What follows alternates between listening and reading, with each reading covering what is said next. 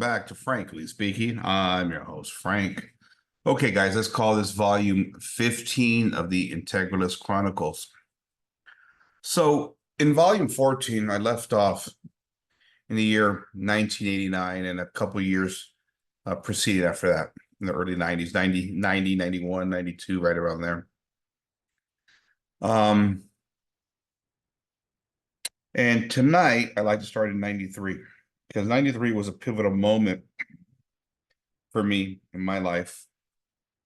And it was interesting because, like I said before, in the last cast, I came from a household of immigrants where there was virtually no education. My father had no formal education whatsoever. Obviously, being born and living through World War II in Sicily, when the invasion of Sicily started, things were very difficult at the time. Hunger, famine, disease, all that stuff. There was no educational system in place.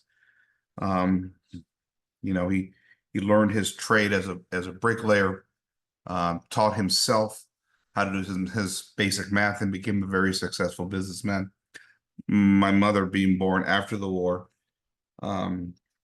she was groomed to be a wife, just as women were in those days. And so education was not the emphasis for women.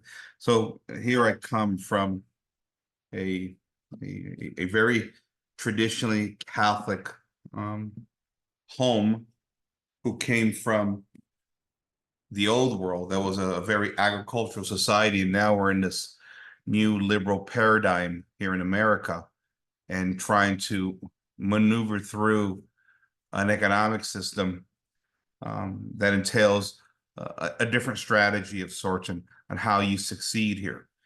And that was difficult. And that lack of educational background in my family affected me. I wanted nothing to do with education when I was a young man, and I was one of those kids that fell further and further behind.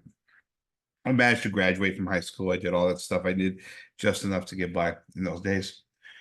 And then I just went into the workforce, just a job here, the grocery store. And then I started working security right around 1993, over in Torrance, California. And it was there that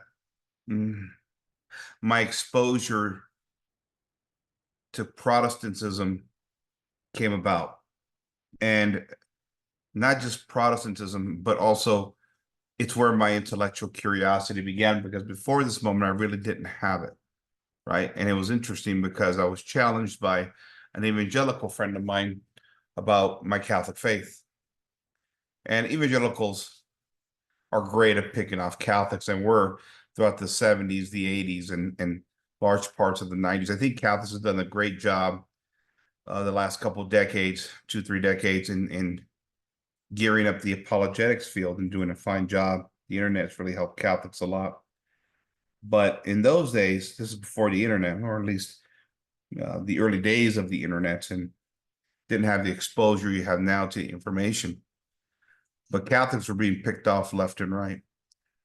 And so when I was challenged, with those basic, kind of cheat sheet kind of talking points to get Catholics to question their faith, comes up, it was a real challenge to me, because as someone who had no interest at all in intellectual curiosity in education, schooling, things of that nature, the moment my faith was challenged, right? Because I see my Catholic faith and my Italian culture, Sicilian culture, as sort of being symbiotic in this relationship. So when my faith is tested, this is the faith of my parents. This is the faith of my grandparents. This is the faith of my great-grandparents, for that matter. And it became a personal thing for me to venture in and dive deep into the faith of the family, the faith of the fatherland, the faith of our culture. And it was odd because, again, not being very well educated as it was, not having interest, I wasn't a good writer. I wasn't really all that proficient at reading. I could read, don't get me wrong, but I wasn't proficient at it. My language wasn't very good. I still struggle with some language. My language has never been good. I think it's part of just who I am. But in general, it lit a fire in me that has never gone away. And so from somebody who came from a home where there was no education, and through my grammar school, middle school, and high school years, had no interest at all in sort of the intellectual sort of world that we study, and how do we call it, the the the the well-learned life. All of a sudden now something challenged me on a very personal level. And it wasn't theology for me as much as it was as a personal attack on my culture and my family. And that's what it felt like. I have always said it, that I believe that there's just this symbiotic relationship that Italians have with their Catholic faith. I think a lot of cultures feel that way, but especially with Catholics. And when I couldn't answer these basic objections, it threw me in for a whirlwind. And it led me down the path, first and foremost, to make me question my Catholic faith, first and foremost, which I knew very little of at the time, but it was inherently important to me. Now, in this series, I talked about this before, because a lot of people will bash a lot of Europeans that have come over to America and have embraced sort of this folklore Catholicism. And there's many Catholics that I know, especially of American descent, that say, well, yeah, that folklore stuff, that's all hokey pokey kind of stuff. We got to learn the Bible, because the Protestants are picking us off. The Protestants are winning because they know the Bible and we don't know the Bible. Now, see, that's what I find interesting, because there's truth to that. But when you come from a culture, again, where education was now an emphasis, and for large parts of the time, the educational system was torn down, you're not going to have a whole lot of, intellectual Catholicism in many parts of these worlds, right? Those parts of the world where they were devastated through wars and revolutions and famines and things of that nature, their Catholicism had to be folklore. Their Catholicism was what I call the Catholicism of the five senses: feel, touch, sight, smell, sound. Right? They weren't educated. They were not educated. And so they had to celebrate or at least partake of their faith using what they did have. And that was their senses. And this is why in Europe, especially in Italy, the faith is so beautiful, right? The great cathedrals, the great visual sort of aesthetics of the faith is something that they used in a nation where you're undereducated, let's put it that way. And so when a lot of these immigrants came over here in the 40s, 50s, 60s, in many ways they were easy prey for Protestants, because those Catholics, they weren't prepared to defend their beliefs. And this is why I think we see really in the 60s and the 70s, as a byproduct of Vatican II as well, I think many Catholics leave the faith. They're just prime picking for Protestants with their little Jack Chick tracks, right? Is that what they were called? Jack Chick, right? With their little sayings. And of course, with the rise of evangelicalism and, simplifying is not even the word, but really minimalizing Christianity to just this appeal to emotion, and especially watering down the sins below the belt. It made Catholics without this educational background that came over from Europe, who were never prepared to defend the faith, prime pickets. Let's remember, the Protestant Reformation didn't affect large parts of Italy. Actually, it hardly even affected Italy at all, for that matter. So never were Italians in the position that where Protestants have made any deep inroads. I'm sure there were some, but never were there any deep inroads. So the faith never had to be practiced in this apologetic kind of a way to where we defended it. And so when the Sicilian Southern Italians came here, they didn't have the intellectual capacity or curiosity to really defend it. And this is when things became a problem for many Catholics. Now, I don't want to throw all Italians in the bus or all Europeans in the bus. They were all ignorant and undereducated, but it was a reality to a certain extent, right? They came from homogenous culture where everybody was Catholic. Those confrontations with heretical groups were less common than it was in America, where it was the land of liberty. It was the land of religious pluralism. It was the land of, indifferentism in America.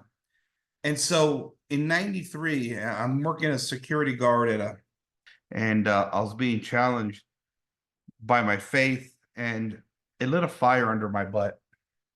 I don't know where this came from. And it started an intellectual curiosity that just drove me to what I've really become today, with everything of, of the world that just, what is it called? The curious life. Is that what it's called? There's a phrase there. The life of meaning and purpose and principle. There's something more to this world than simply partaking of this materialistic thing that everybody's trying to acquire. In fact, it's what's made me so anti-liberal in many respects, because the more I'm told that we currently have the greatest civilization in the history of the world because of all the goods and services that we've obtained through this banking usury system, the more I reject that world. I don't want to be told that. And this will play a factor later on when I delve into politics a few years later after this. I get really deep into politics right around 97, right around that Monica Lewinsky, Bill Clinton affair thing. And then I joined the political right, and I joined it because of the abortion issue. That's the first thing that hit me as a young Catholic. Of course, it was natural to go in that, but it was also natural to acclimate to more of these capitalistic, libertarian, laissez-faire economic principles that began to make sense as I ventured into the political right in America. And that would be another venture in and of itself, and a lesson well learned later on.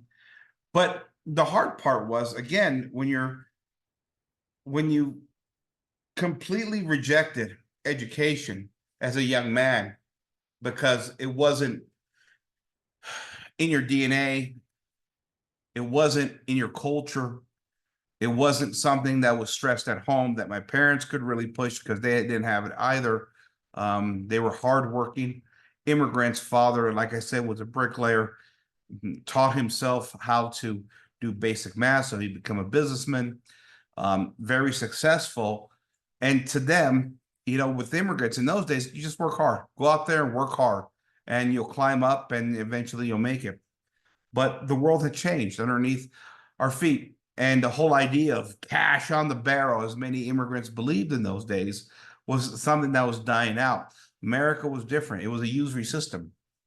The one thing I've learned is you have to use debt in order to make wealth. That's the interesting thing about America's economic system, because a large part of that is understanding the high finance game and how to manipulate money, how to take money and use money to make money, which is something that I think in the old world the church actually condemned. But we're not in the old world anymore, right? We're in the liberal republic now, and everything's a go when it comes to creating wealth, or at least supposed wealth. you know.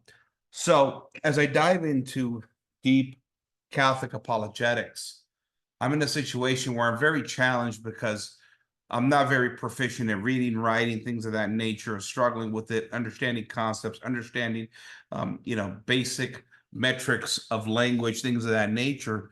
But I have passion and I have a drive. And this is something that I would go deep into for about a good 3 years, deep apologetics study. Now, I'm the kind of guy where um, when I get into something, I go at it at 150%. But when I don't want to do something, I just don't want to do something. I'm driven by my passions, without a doubt. I think part of it is that Italian drive, that the zeal that we have, the passion that drives us, thing that makes us loud but passionate people, that we care about things that really matter in life, meaning, purpose, things of that nature. It's like I've always said with Italians, we call bullshit when we see bullshit. And there's a lot of this that I began to see as a very young man that I didn't want to partake in, like higher education. But funny enough, it was this passion that begins at this moment, this one given day where this Protestant challenged me, that set me on a course that changed my life. And the curious life is what I've been living ever since.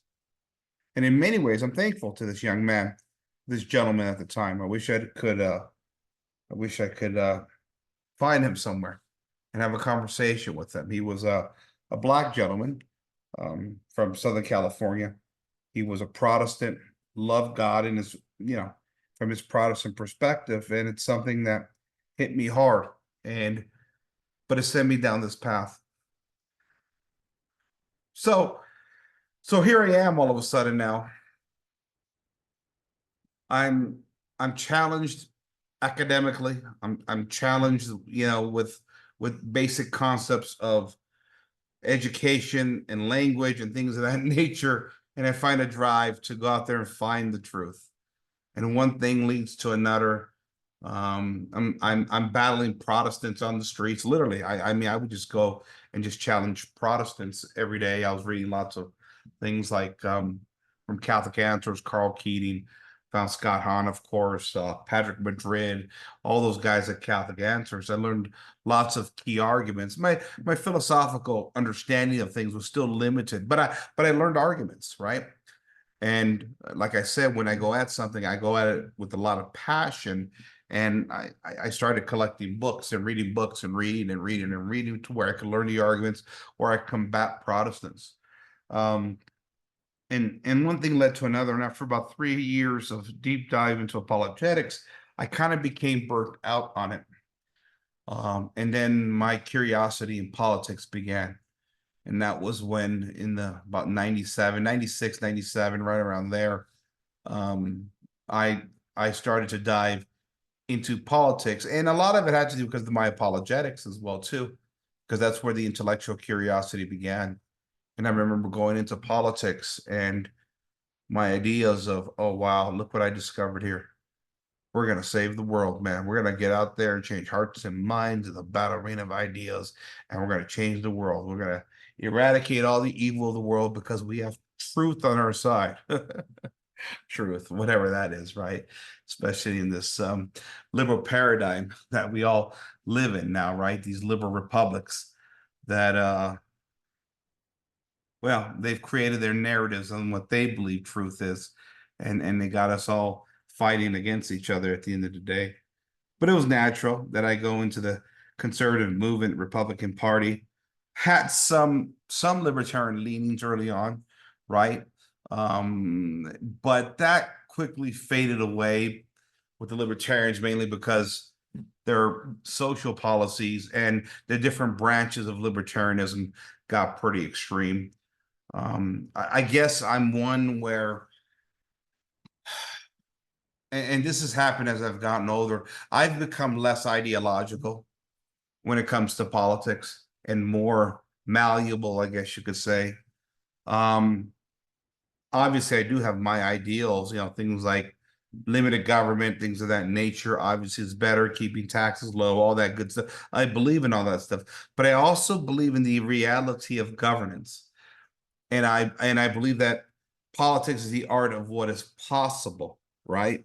This is why I don't call myself a monarchist, right? Because there's this big debate within the trad community, those that have rejected democracy and seen the errors of it.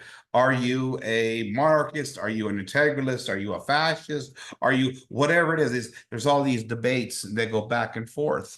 And with me, I call myself an integralist, a Catholic integralist in the most general sense. And this is why I really don't give a prescription to what the answer really is. There's things I've read in history that I like, right? I find sort of the movements in the 19 teens and 20s in Europe very interesting. I don't know if I agree with them all because a lot of them were detached from the faith, and that's a problem for me.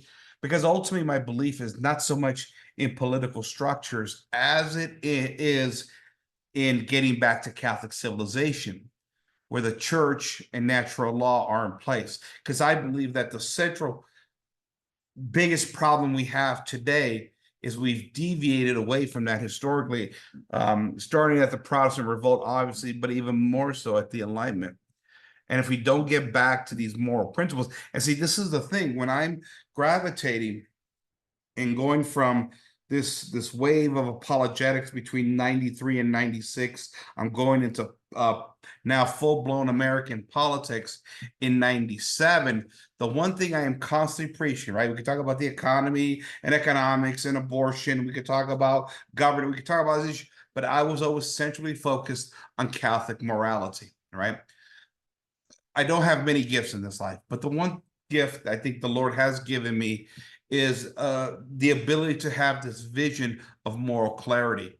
And I've always seen the disorders of people, the disorders of civilization, as a fundamental problem that will only sort of build and become bigger and bigger problems societally. This is why I just gotta laugh when conservatives are now telling me, "Oh, this isn't the America I know. I don't know what's happened to America. I'm losing my faith in the American people." And I keep saying, listen, this is a moral crisis. It has been for a long time. This is why I emphasize so much on the sexual revolution and the moment that women are put on the pills, followed by again porn legalized, abortion legalized, easy divorce and remarriage legalized. What else? Go down the list of all the moral depravities that are legalized by the Supreme Court in America, right? This is why we get to the 70s and the 80s, and it's all collapsing. By the time we get to the 90s, as I said, this is the broken family in full display, and the disorders of the broken family because of all these issues. All these things snowball on top of each other. And of course, in America, where we have this religious differentism, morality only goes as so far as the American electorate allows it to go. And that's how as far as the political right would ever go with it. And was my frustration toward the end with being in sort of this Republican Party conservative camp, because at the end of the day, it also all became about economics. And even when it comes to economics and finances, the political right really wasn't any good at that. Just look around. We are some of the most heavily taxed people in the history of the world. They weren't even good at protecting our sort of our financial being in this country, never mind the general sense of loss of morality during that same period in history. So as I'm going into politics, and all of a sudden I find a new passion, a new ambition, and I find myself, starting to really get involved in politics in a lot of ways. And just as I was taking on Protestants with apologetics and different venues and things of that nature, all of a sudden now I'm debating liberals on college campuses, right? And now I'm a little older than most kids, and these kids have all been, sort of raised in public education, and they all have their sort of their liberal tendencies. And listen, with kids nowadays, especially with the exploitation of our sexualized culture, it's all about the sixth and ninth commandment, right? It's all about justifying the sins below the belt. We know that, especially when you're 18, 19, 20 years old. Those kids are the most impressionable. Those kids are the most easily manipulated by college teachers and administrators and everybody around them. This is why the political left wins elections with the youth vote, because they're the most easily exploited. But using the sex thing is always been very huge. That goes all the way back to sexual revolution. Don't get me wrong, but I remember 97, 98. I'm going to junior college at that point, and I remember, again, being about 5 to 6 years older than the average student there. I'm 26, 27 years old. Most of these kids are 18, 19, 20. So, 7, 8 years older on average. And I remember there was a new fad that came around, and there was a clothing line that came out called Porn Star. And I see all these kids, the girls, wearing shirts labeled Porn Star, kind of, graphed across their shirt. And then I remember some of the boys walking around with this label brand Porn Star attire with actual photographs or pictures screened onto their shirts. I mean, these things were professionally made, like they bought them at the mall or something, with actual porn stars on them. So the celebration of pornography had become very public by the late 90s. I was like, whoa. I mean, you're walking around. I'm not gonna name any porn stars here. I don't want to cause any scandals in anybody's hearts or minds. But imagine the more popular porn stars at the time with kids on college campuses walking around with their faces sort of screened on t-shirts or shirts and things of that nature, and then the girls walking around with the same kind of a thing. And remember, this is what I told you, porn became mainstream in the 90s. It really starts with VHS, right?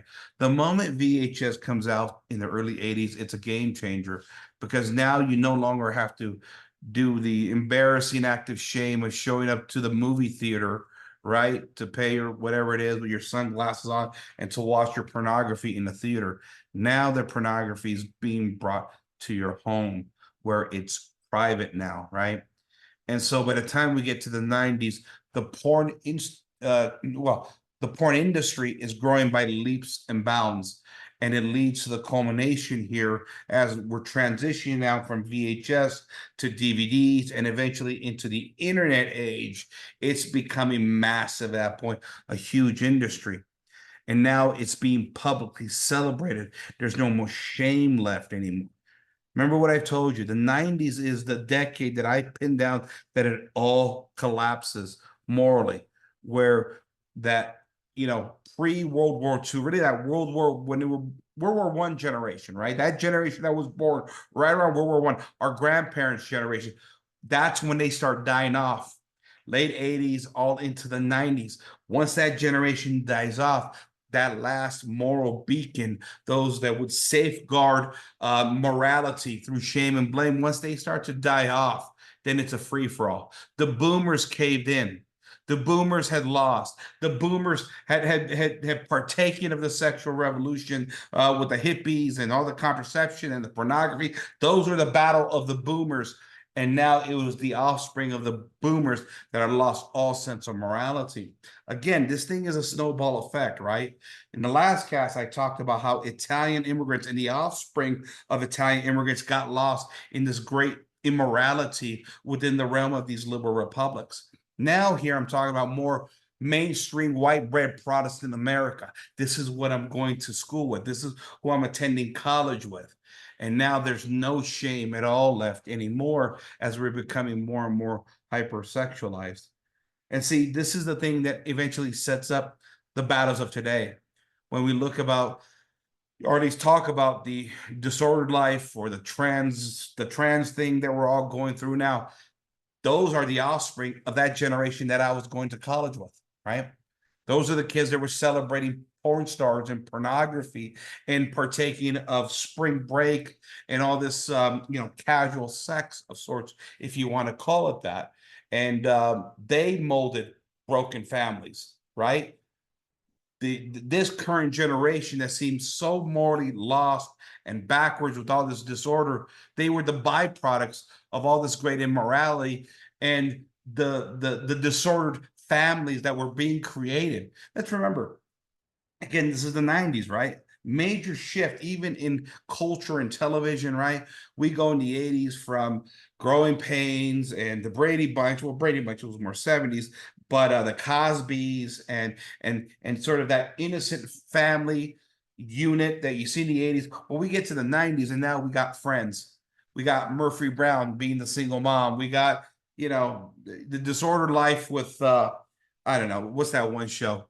I forget now, but you see the cultural structure change within television. And all of a sudden now, the broken family is what is being featured on television, right? In Hollywood, they're portraying that now. That sort of that nuclear family that stayed together, were by each other's side, where mom and dad didn't get divorced, they loved each other, they built a good, healthy, strong family, that had broken down. And it's funny because it was right around that time, 1997, 1998. I remember I took a basic English class. It was English 101 at junior college out in Menifee, California. That's where I was at the time. And I had a teacher, very, very liberal, very, very liberal English teacher.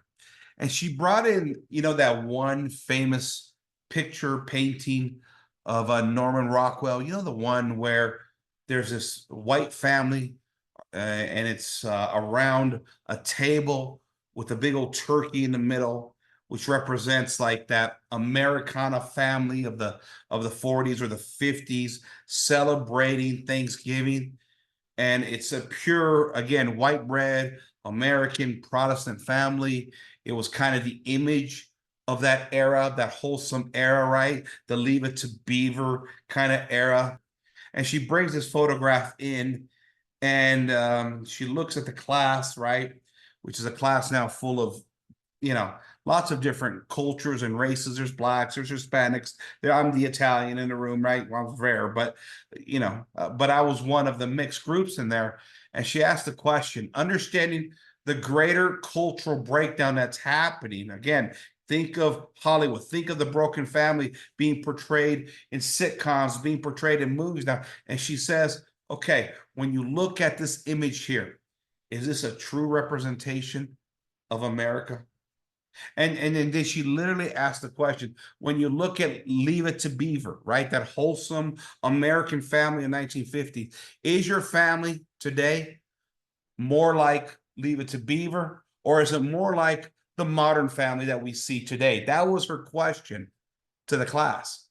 And what she was implying was, look at the state of the family, look at the culture, right? Norman Rockwell, that's a racist painting. It doesn't represent America anymore. America is colored, it's diverse. The families, we have different ideas of the families now, where families are more pluralistic, and they wouldn't use the word, of course, well, the family is broken down. They would just say there's different familial structures now, right? Right?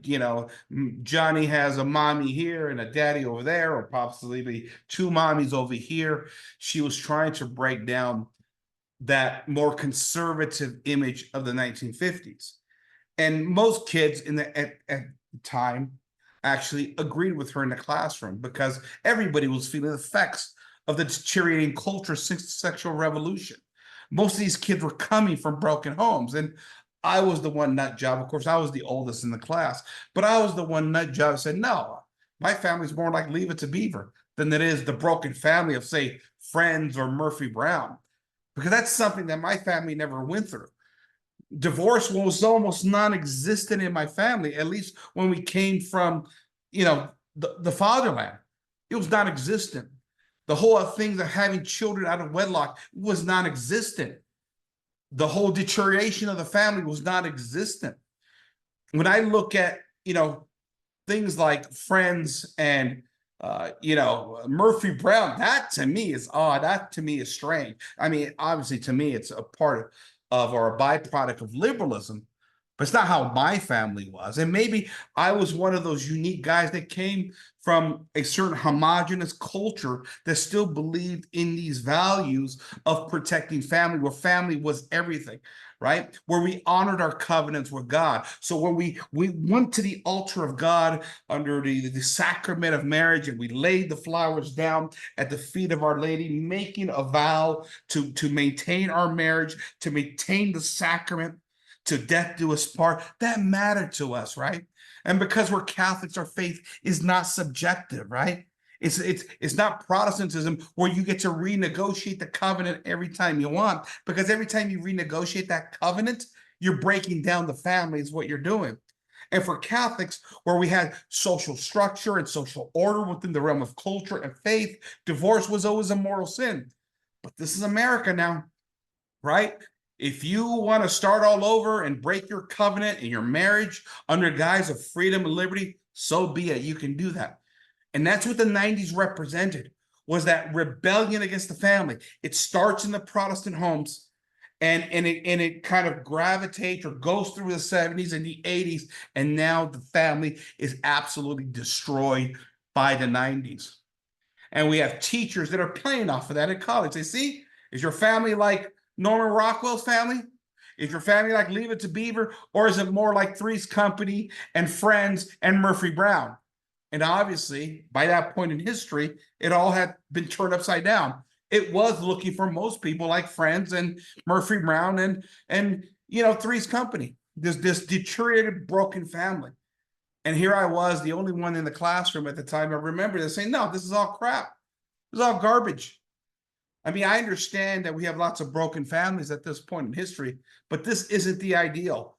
And what Norman Rockwell was portraying at the time, not that I'm defending Norman Rockwell here. I really haven't looked much into him. I've seen some of his works, But the idea that we have to tear down this image of the 1950s in order to appease our liberal sentimentalities now in the 1990s, I found that very offensive, because whatever you may think of how we have devolved, the ideals of the 50s were better than the current status quo that we've established through Hollywood and all these new liberal norms that have destroyed the family. The fact that we began to accept the destruction of the family in and of itself as a rite of passage or as just a normal thing was one of the greatest disgraces that there was. And you wonder why now so many people feel we've lost the country at this point in history. You wonder why. This was all breaking down in the 90s. At least that's my experience, and that's the point of this cast here, to share with my audience what I experienced, what I saw. Now everybody has their own unique experiences, and I respect that. But where I came from, this breakdown of cultural hegemony had broken down. The intermixing of races and marriages and pluralism, while I'm not against it in the strictest sense, began to break down cultural values and cultural conformity. And we saw that really breaking down by the late 80s and the 90s.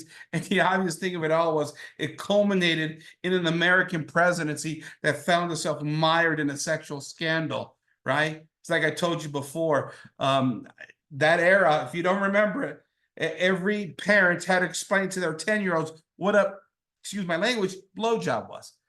It was an absolute disgrace and an embarrassment to go through that. But again, we're liberalizing.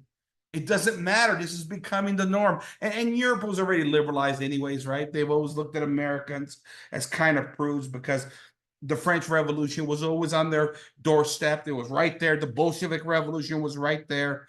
And so it comes to America later on. But like I said, right, through mass media, mass transit, we catch up pretty fast. We're basically almost just as liberal as the Europeans are now, especially because we're a Protestant nation. And again, historically, Protestant nations have morally collapsed at a much faster pace than historically Catholic nations, right? With Catholic nations, they resisted, but ultimately it had to conform because of world wars. Basically, they were forced to conform through democracy and liberalism and through usury banking system. But when you look at places like England and the Netherlands and the Scandinavian nations, very liberal, all Protestant nations, all part of that Protestant Reformation or Protestant Revolt national line that liberalized and really helped usher in the New World Order. America's been a part of that. It just took some time. And again, America just has a lot of space, or at least had a lot of space where more conservative elements could kind of hide out and incubate themselves for a certain amount of time. But the world is closing in as information now and transit is increasing at a massive rate, and not even the conservative movement can control this. It's interesting, like I've always said, when you look at Protestantism, because a lot of people will tell you, well, look at the evangelicals. They're the most conservative part of the American electorate. And that's true to a certain extent, right? Catholics have struggled. But Catholics, despite their 50-50 split, it has to do more with immigration in the cities, right?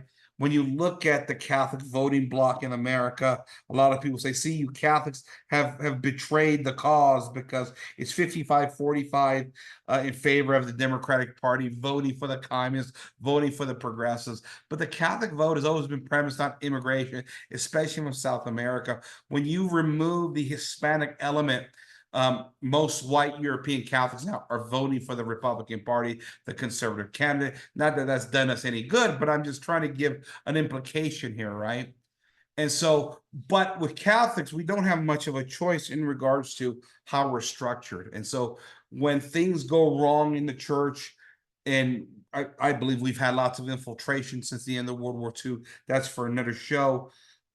We're kind of stuck with each other. We have to deal with each other, and that's why we've had all these struggles within the church. Protestantism is fundamentally different. Whenever somebody goes AWOL within a Protestant church, you just branch away, you break off.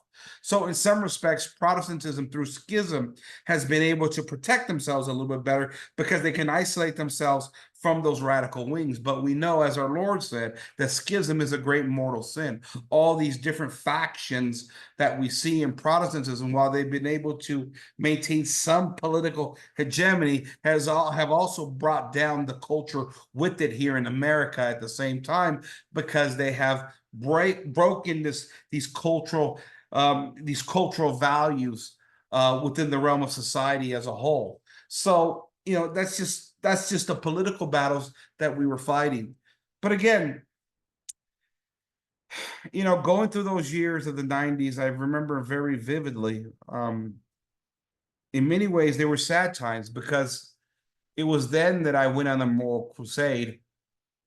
Well, I don't say a moral crusade, but morality within the realm of politics became my leading cause, right? Yeah, listen, I argued foreign policy, and I argued healthcare and economics and capitalism, all this stuff.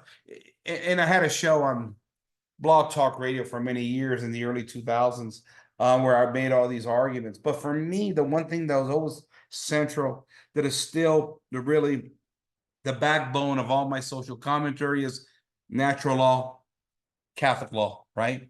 The governing body of laws that Christ gave us through the church. Those were always central to me. And it was back then that I was saying, listen, the more we deviate from God's laws, the more we deviate from the Catholic Church, the Catholic faith, and the sacraments, the more civilization is going to go off kilter, right? And I was warning conservatives of this. But of course, when you're dealing with a bunch of conservatives who are in Protestant churches, they don't want to hear this, right? Because to them, it's the big tent indifferent God. And as long as we kind of all agree on the top 10 points of the faith, we're all kind of on the same team, right? Let's all pray to our own individual, abstract, indifferent God, and he'll bless us, and we'll win the next election, and we'll take back America, right? Well, how's that worked out for the Republican Party? How's that worked out for the conservative movement? Because as long as I was in that movement, and I guarantee you it's even longer than that, but as long as I was in that movement, all they ever did was lose. The right always lost. The right never won any battles. Even when they had the temporary victories, they were short-lived. There's a reason why America has been gravitating to the far left since the founding.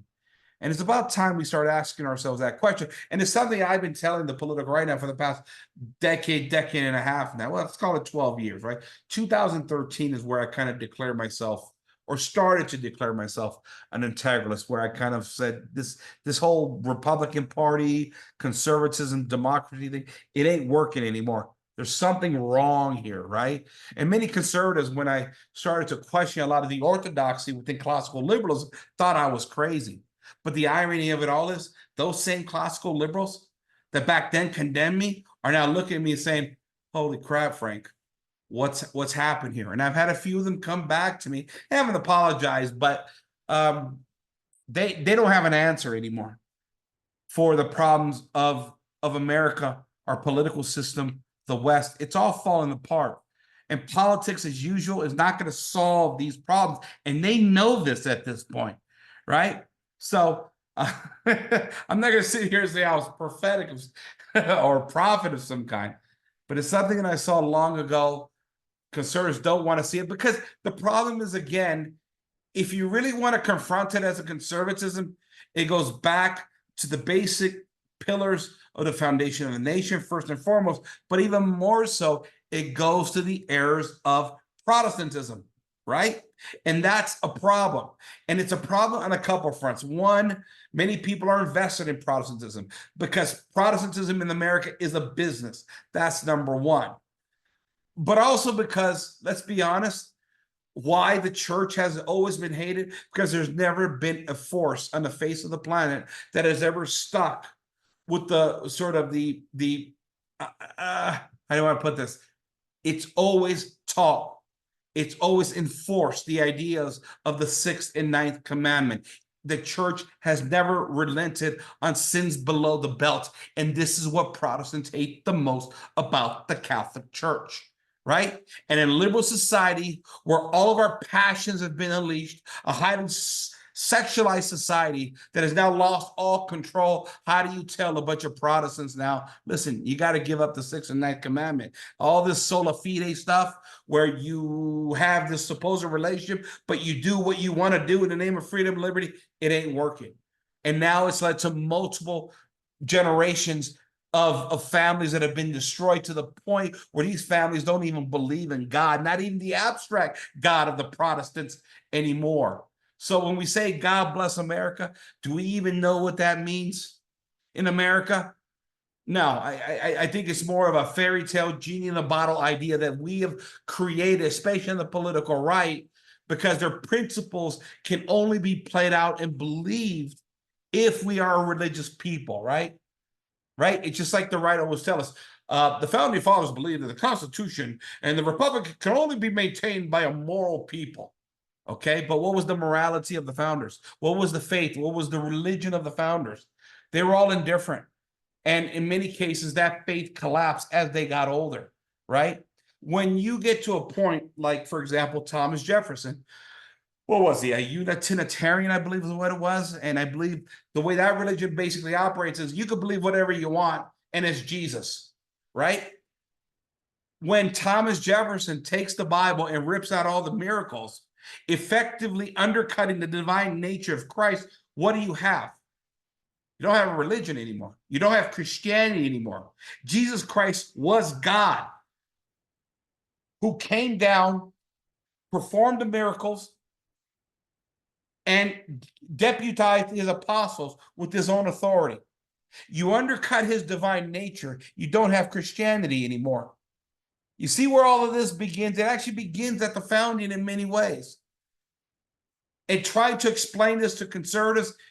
It rolls off their ears because they believe that this general abstract God is the answer to everything. That this general abstract God, as long as we kind of agree on the top 10 points of the faith, that's all that matters. But it's like what was said, it's the bottom 10 points of the faith that form you. The top 10 points of the faith may be the most important, but the bottom 10 points of the faith are what's most important. When you get to a point in society that under the guise of freedom and liberty, you're legalizing mortal sin, you got a problem. You got a problem.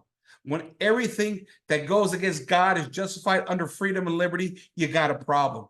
And these are problems that conservatives have never wanted to deal with. And then they hide under the structures of governance, right? Well, we can't do this because of the structure of the Constitution and subsidiarity. And there's all kinds of excuses. And while certainly governance is important, without a doubt, governance is important and how we structure it. When you get to a point where governance is what's holding you back from establishing a God-ordained society, you've lost. It's already gone. You wonder why America is now a godless republic? Huh? Look at the polls. Most people don't even call themselves Christians anymore. How did that happen?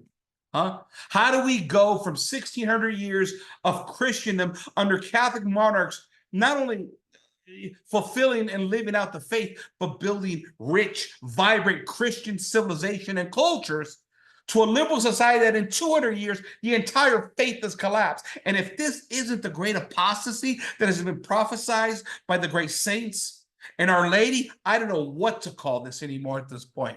Is this all a coincidence? At some point, we have to get serious as Americans, but we're not, because we love our freedoms, aka we love our sins first and foremost, when our job should be to serve the one true great triune God, Father, Son, and Holy Spirit. I want to thank you for joining me tonight. Once again, this is volume 15 of the Integralist Chronicles. Tonight we covered 1993 through 1999, right? That's what we covered tonight. So I want to thank you again for joining me. This is Frank, signing off for Frank is Speaking. Good night, everybody.